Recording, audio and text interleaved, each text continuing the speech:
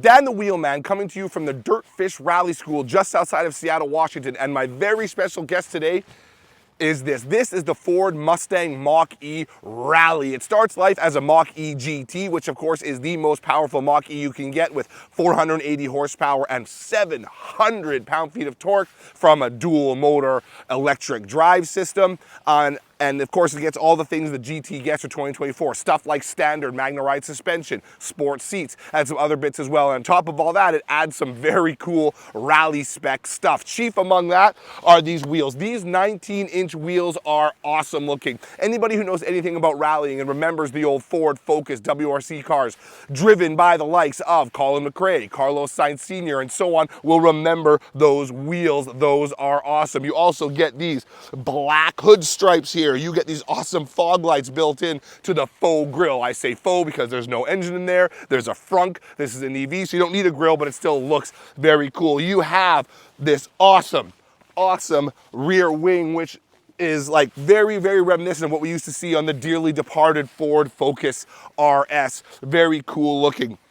Typically, I am not a fan necessarily of white cars, but this one here I think looks great in a very stormtrooper kind of way. All the white paint with the contrast color mirror caps, the roof, the spoiler, the stripes, all that kind of stuff I think looks very good. In addition to all that, they've tuned the suspension a little bit differently so you can do some fast off-roading with it, as I think we're going to do a little bit later on, so stay tuned for that. But not only that, it actually makes it the softest riding Mach-E of any in the lineup. So not only can you have some fun off-road with it, you're comfortable when back on the road as well. Inside, we talked about the sports seats. It's pretty standard Mustang Mach-E in there. You have the 15-inch central display. You have the low-profile digital gauge cluster. Not too many distractions. Not too many distractions is good because that means you get to focus on the art of driving or focus on the task of driving.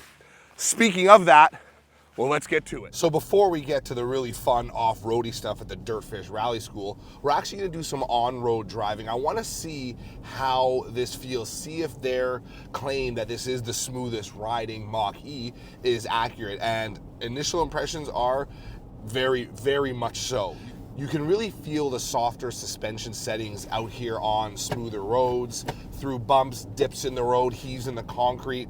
It's just that much more insulated in the rally. There's a little more body roll as a result, but since you've got that softer suspension, that's bound to happen. And you also, don't forget, have smaller wheels. The Mach-E GT has 20-inch wheels. This one here has 19s, so that's gonna soften things up a little bit as well.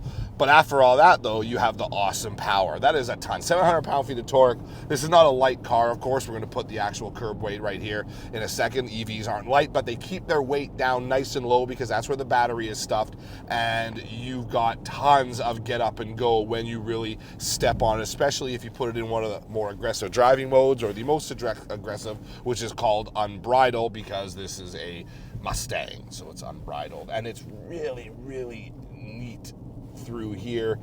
Definitely feel the roll through this turn more than you would in the Mach-E. We were on similarly winding roads in the Mach-E yesterday, and it just feels that this one feels just that much softer. But I think for most people, they'll be happy to have the extra comfort afforded by the way this particular Mach-E has been tuned. But similarly, with the softer suspension, when you hit it, you really can feel it squat. Even gets a little light actually on the steering because the rear end is squatting a bit, pulling a little bit of weight off the front end, so slightly looser steering, kind of old 911 that way, which is kind of neat. But it'll squat and it will go, this thing, get that power down quickly in a bit of a hooligan-y type of way. It's not something that can be said for a lot of EVs out there, even performance EVs out there.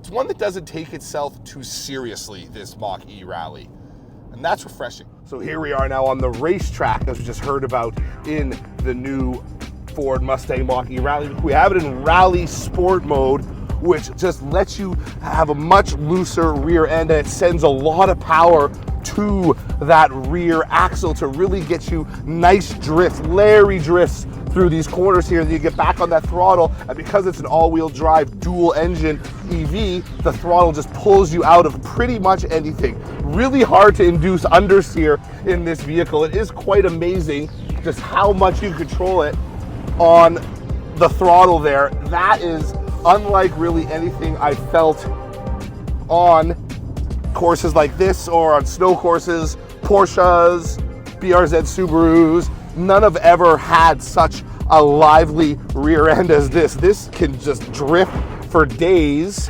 even if you're not an expert drifter, which I am not, I'll admit it.